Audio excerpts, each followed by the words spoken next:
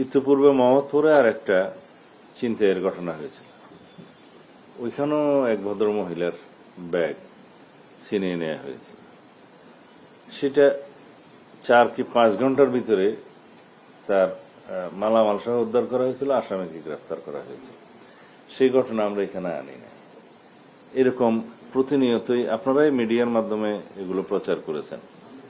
এইভাবে সর্বত্র করা হচ্ছে, কিন্তু ওভারনাইট মোহাম্মদপুরের মতো একটা এলাকা যেখানে বহু বছর যাবত একটা, আমি বলবো যে অপরাধীদের অভয়ারণ্য হয়েছে, সেটা ওভারনাইট নির্মূল করা সম্ভব হচ্ছে না। তবে আমরা কিছু পরিকল্পনা নিয়েছি, সেটা এখানে আমরা এখন বলতে চাই না, ফাঁস করতে চাই না।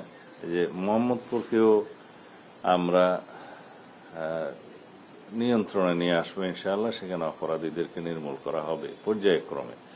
এটা পরিকল্পনার বিষয়, আমরা সেভাবে আগাবো। তবে এই বিষয়গুলো আমরা অ্যাড্রেস করছি, যেটাই আমাদের নজরে আসছে, যেটাই থানার মধ্যে রিপোর্ট করা হবে বা মামলা করা হবে বা গণমাধ্যমের মাধ্যমে, সোশ্যাল মিডিয়ার মাধ্যমে যেটা আমাদের নজরে আসবে, সেগুলো আমরা তাৎক্ষণিকভাবে আমরা অ্যাড্রেস করব।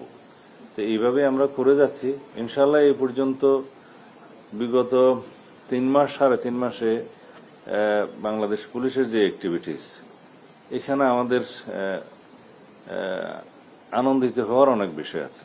আমাদের পুলিশ সদস্যদের উৎসাহিত করার জন্য, অনুপ্রাণিত করার জন্য আমরা এই কাজগুলো করছি, তারা তাদের দায়িত্ব যাতে সঠিকভাবে পালন করে। তবে 2-1টা ঘটনা যদি তাৎক্ষণিকভাবে অ্যাড্রেস নাও করা যায়, সেটা আমাদের তদন্তের মধ্যে থাকবে এবং সেটা যথাসময়ে সেটা অ্যাড্রেস করা হবে।